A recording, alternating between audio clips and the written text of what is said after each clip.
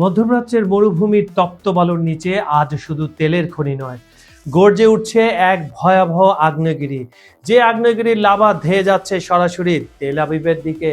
গত কয়েক দশক ধরে ইরান মাটির শত শত ফুট নিচে যে মিসাইল সিটি বা ক্ষেপণাস্ত্রের শহর গড়ে তুলেছে, আজ যেন সেখান থেকে শৃঙ্খলা ভেঙে বেরিয়ে আসতে চাইছে এক একটি দানবীয় ক্ষেপণাস্ত্র। আর এই পুরো রণকৌশলের নেপথ্যে যার একটি মাত্র হুঙ্কারে বদলে গেছে দাবার চাল, তিনি হলেন ইরানের নতুন রাহবার মোজতাবা খামেনি।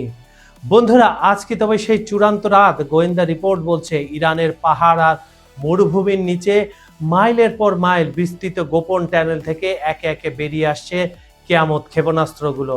এদের মধ্যে সবচেয়ে আতঙ্কের নাম হলো ফাত্তা-2। এটি কোনো সাধারণ মিসাইল নয়, এটি একটি হাইপারসনিক দানব যা শব্দের চেয়ে 15 গুণ বেশি গতিতে আকাশ চিরে লক্ষ্য বস্তুতে আঘাত হানতে পারে। ভাবুন একবার, ইসরায়েলের অহংকার আয়রন ডোম বা অ্যারো প্রতিরক্ষা ব্যবস্থা একে শনাক্ত করার সুযোগ পাওয়ার আগেই ধ্বংসস্তূপে পরিণত হবে কয়েক সেকেন্ডের ব্যবধানে।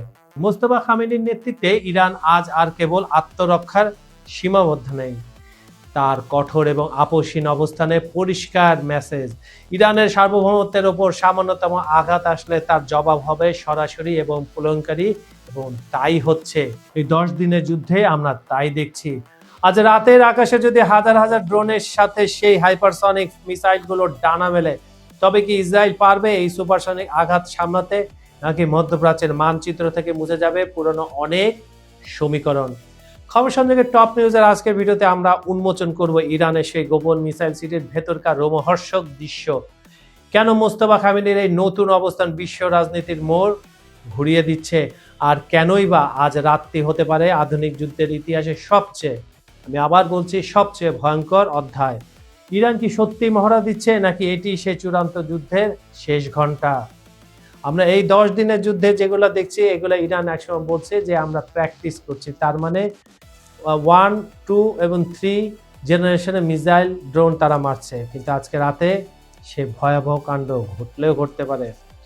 বিশ্ব রাজনীতির মানচিত্র বদলে দেওয়া এই অবিশ্বাস্য আপডেট এবং ইরানের সেই গোপন মরণাস্ত্রগুলোর রহস্য জানতে ভিডিওটি একদম শেষ পর্যন্ত দেখুন, কারণ দাবার চাল এখন তেহরানের হাতে, আর বিশ্ব তাকিয়ে আছে এক মহাপ্রলয়ের অপেক্ষায়।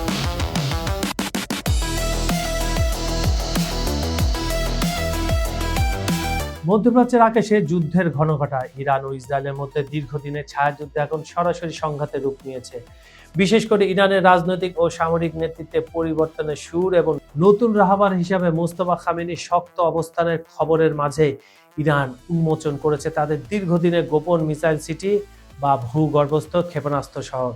মাটির শত শত ফুট নিচে লুকানো এই ভান্ডার থেকে বের হয়ে আসছে এমন সব বিধ্বংসী ক্ষেপণাস্ত্র যা দেখে রীতিমতো কাঁপছে তেল আবিব ও আমেরিকা।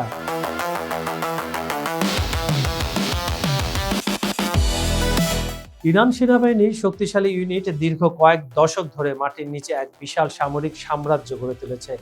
সম্প্রতি প্রকাশিত বিভিন্ন গোয়েন্দা তথ্য ও ভিডিওতে দেখা যাচ্ছে ইরানের মরুভূমি ও পাহাড়ের নিচে মাইলের পর মাইল বিস্তৃত ট্যানেলে সাজানো রয়েছে হাজার হাজার ব্যালিস্টিক ও হাইপারসনিক ক্ষেপণাস্ত্র। মোস্তফা খামেনির নতুন নির্দেশনা এই ক্ষেপণাস্ত্রগুলো এখন উৎক্ষেপণের প্যাডে নিয়ে আসা হচ্ছে। এদের মধ্যে সবচেয়ে ভয়ঙ্কর হলো ফাত্তা-2। এছাড়া অনেক আছে, সেগুলো আস্তে আস্তে তারা সামনে আনবে। হাইপারসনিক যে মিসাইলটা যা শব্দের চেয়ে 15 গুণ বেশি দ্রুত চলতে পারে। এই ক্ষেপণাস্ত্রের গতি এতটাই বেশি যে ইসরায়েলের বহুল আলোচিত আয়রন ডোম এছাড়া অ্যারো প্রতিরক্ষা ব্যবস্থা একে শনাক্ত করার আগে লক্ষ্যবস্তুতে আঘাত হানতে 100% সক্ষম। এর পক্ষে সাধারণ যুক্তি হলো, বন্ধুরা, আজ 10ম দিনের যুদ্ধে ইরান যে সুপারসনিক ও সাধারণ মানের ক্ষেপণাস্ত্র আর ড্রোন হামলা চালিয়েছে, তাতেই ধরাশায়ী হয়েছে আয়রন ডোম আর থার্ড আকাশ প্রতিরক্ষা ব্যবস্থা।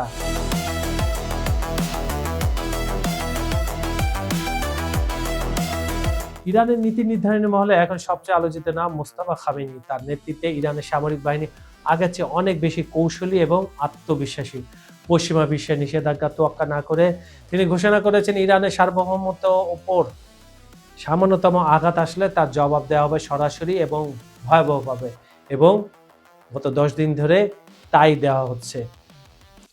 আজ রাতে সম্ভাব্য হামলার গুঞ্জন সে কঠোর অবস্থানেরই একটা প্রতিফলন আপনারা দেখতে পাবেন।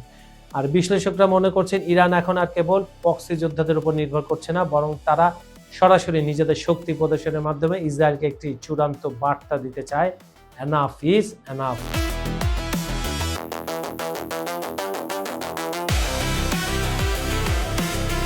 সামাজিক যোগাযোগ মাধ্যমগুলোতে এবং আন্তর্জাতিক সংবাদ মাধ্যমে ছড়িয়ে পড়া গুঞ্জন অনুযায়ী ইরান আজ রাতে বড় ধরনের ড্রোন ও ক্ষেপণাস্ত্র হামলা চালাতে পারে। ইসরায়েলের প্রধান শহরগুলো তেল আবিব, হাইফা এবং জেরুজালেমে এখন উচ্চ সতর্কতায় রয়েছে। কোনো লাভ নেই, কারণ এই 10 দিনের যুদ্ধে ইরান অলরেডি তাদের অর্ধেকটা ধ্বংসস্তূপে পরিণত করেছে তেল আবিবের, হাইফার, জেরুজালেমের এক অংশ। আর এই মিসাইল যদি আজকে রাতে যায়, I don't know what happened next. ইরানের হাতে থাকা খাইবার শেখান এবং সেজ্জিল ক্ষেপণাস্ত্রগুলো যদি এক জায়গায় উৎক্ষেপণ করা হয়, তবে ইসরায়েলের যে কোনো প্রতিরক্ষা ব্যবস্থা ধসিয়ে দিতে তার যথেষ্ট।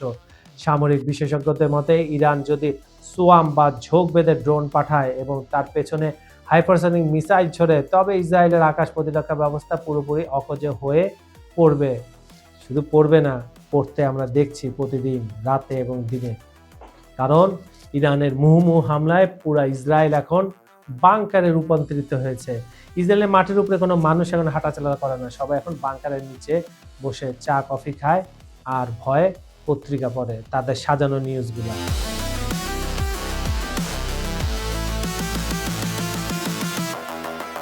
ইরানের এই বিশাল সামরিক মহড়া কেবল যুদ্ধের প্রস্তুতি নয়, এটি বিশ্ব শক্তির ভারসাম্যের পরিবর্তনে সুস্পষ্ট ইঙ্গিত দিচ্ছে। যদি আজ রাতে সত্যি কোনো বড় পদক্ষেপ নেওয়া হয়, তবে তা কেবল মধ্যপ্রাচ্য নয়, পুরো বিশ্বের মানচিত্র পাল্টে দিতে পারে। ইরানের সাধারণ মানুষ ও সমর্থকরা মনে করছেন এটি তাদের দীর্ঘদিনের নিপীড়নের বিরুদ্ধে এক চূড়ান্ত প্রতিরোধ। আর এই 10 দিনের যুদ্ধে নিরীহ নিষ্পাপ মানুষ এবং শিশু ছাত্রীরা যে মারা গেছে, তাদেরই প্রতিশোধ হতে পারে আজকের রাত। মোস্তফা খামেনির অধীনে ইরান এখন কেবল প্রতিরক্ষামূলক নয়, বরং আক্রমণাত্মক অবস্থানে চলে এসেছে, একেবারে অ্যাটাকিং মুডে। মাটির নিচ থেকে বেরিয়ে আসা সেই ভয়ঙ্কর অস্ত্রগুলো এখন কেবল আদেশের অপেক্ষায় রয়েছে। বন্ধুরা, ইরানের এই বিশাল ভূগর্ভস্থ সামরিক সাম্রাজ্য এবং মোস্তফা খামেনির আপসহীন অবস্থান প্রমাণ করছে দাবার চাল এখন তেহরানের হাতে রয়েছে।